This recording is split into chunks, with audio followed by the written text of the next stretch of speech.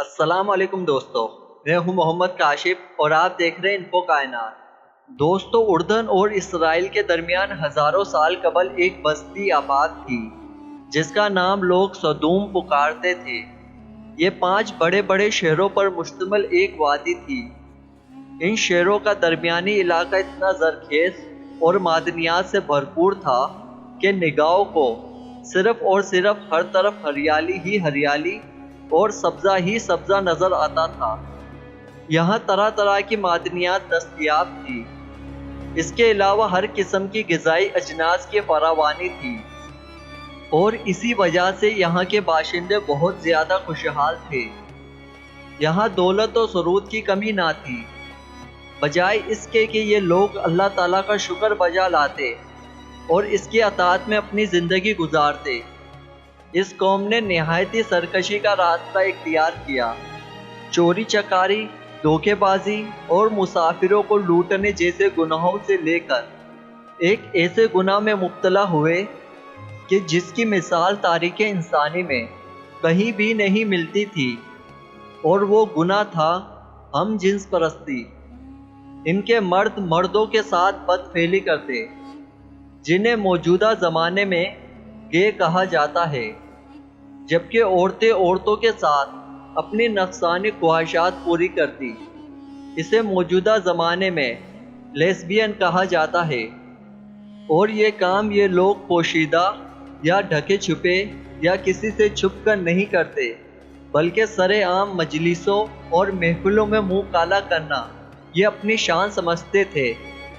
اس وادی کی خوشحالی دیکھ کر لوگ تجارت کرنے کی غرض سے ادھر کا رخ کرتے، اور یہ لوگ ان تاجروں کو بھی دھوکے سے لوٹ لیتے۔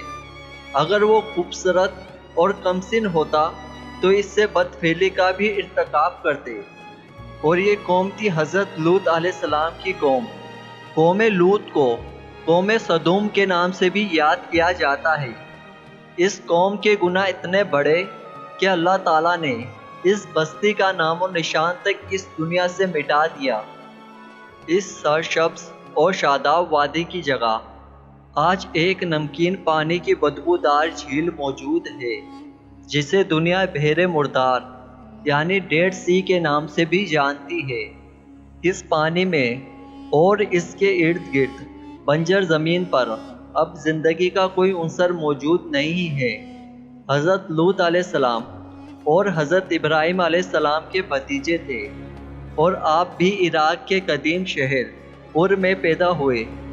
اس کے علاوہ آپ حضرت ابراہیم علیہ السلام کی بیوی حضرت سارہ علیہ السلام کے بھائی بھی تھے، اور حضرت ابراہیم علیہ السلام پر ایمان لانے والے پہلے 2 لوگوں میں شامل تھے۔ جب حضرت ابراہیم علیہ السلام اپنی بیوی حضرت سارہ علیہ السلام کے ہمراہ مصر پہنچے، تب حضرت لوط علیہ السلام بھی آپ کے ساتھ ہی تھے۔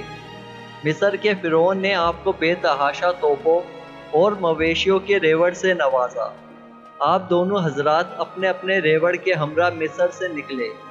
سفر کے دوران آپ کے چرواہوں کے بیچ لڑائی جھگڑے ہونے لگے۔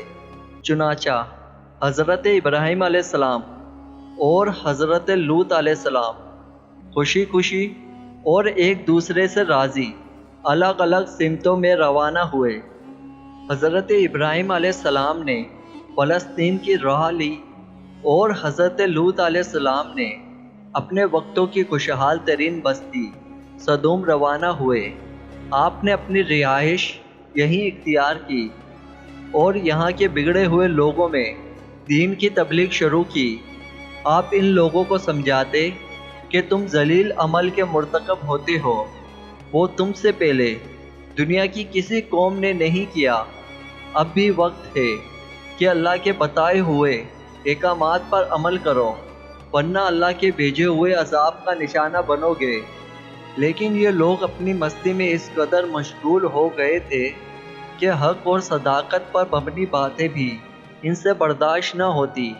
ان کی محفلوں اور تنہائیوں کا محور صرف ایک ہی عمل تھا، اور وہ تھا فحاشی اور فحش حرکات، اور اس کے ساتھ ساتھ فحش گوئی یعنی کہ بیہودہ باتیں، اور وہ بھی اپنے ہم جنسوں کے ساتھ۔ جب یہاں کے مردوں نے عورتوں سے تسکین حاصل کرنا چھوڑ دیا تو جواباً یہاں کی عورتیں بھی اپنی نفسانی خواہشات عورتوں ہی کے ذریعے پوری کرنے لگی۔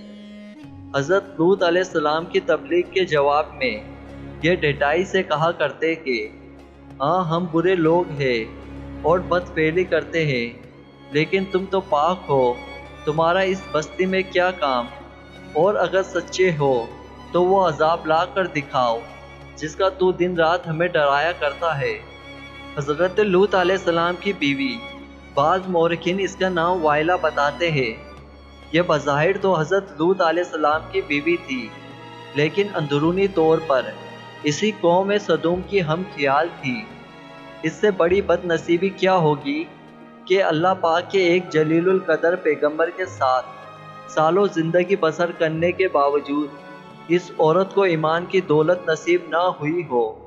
جب اس قوم کے گناہ اپنے عروج کو پہنچ چکے اور بہتری کی کوئی صورت نظر نہ آتی تھی، تب اللہ تعالیٰ نے چند فرشتے عذاب کی غرض سے ان پر بھیجے، جو پہلے حضرت ابراہیم علیہ السلام کے پاس پہنچے، جہاں آپ کو اولاد کی خوشخبری دی اور بتایا کہ ہم وادی سدوم کو نیست و نابود کرنے کی غرض سے یہاں آئے ہیں۔ جب یہ فرشتے خوبصورت نوجوان لڑکوں کے روپ میں سدوم کے شہر پہنچے تو ان کی ملاقات حضرت لوط علیہ السلام سے ہوئی۔ یہ قوم بد اخلاقی کی تمام حدیں پار کر چکی تھی۔ جب کوئی مسافر یہاں آتا، یہ سب مل کر اس مسافر کو گھیر لیتے اور کھلے عام بد فعلی کا مطالبہ کرتے۔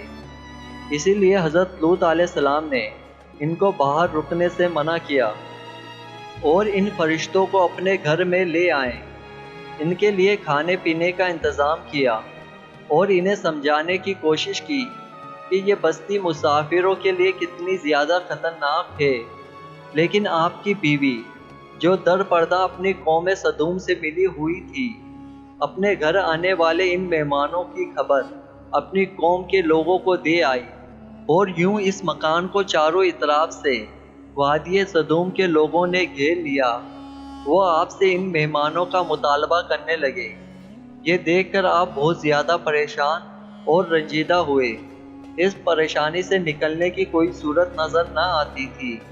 تب ان فرشتوں نے آپ پر اپنی حقیقت واضح کر دی کہ ہم اللہ تعالیٰ کے بھیجے ہوئے فرشتے ہیں اور اس قوم کو اللہ تعالیٰ کے حکم سے نیست و نابود کرنے آئے ہیں۔ آپ اپنے اہل و عیال کے ہمراہ اس بستی سے دور نکل جائیں، صبح تک یہ بستی فنا ہو جائے گی۔ حضرت جبرائیل علیہ السلام نے وہاں موجود تمام کافروں کو اندھا کر دیا اور حضرت لوط علیہ السلام اپنے اہل و عیال کے ہمراہ یہاں سے روانہ ہوئے۔ پھر حضرت جبرائیل علیہ السلام نے اس بستی کو زمین سے اٹھا کر دوبارہ زمین پر پٹک دیا اور ان پر پتھروں کی بارش کی۔ حضرت لوط علیہ السلام اس بستی کی حدود سے نکل چکے تھے، مگر آپ کی بیوی، جو کہ دراصل ان کافروں کے ساتھ تھی، وہ پیچھے مڑ مڑ کر اپنی قوم کا یہ حال دیکھتی اور ساتھ ہی کہتی، ہائے میری قوم، ہائے میری قوم۔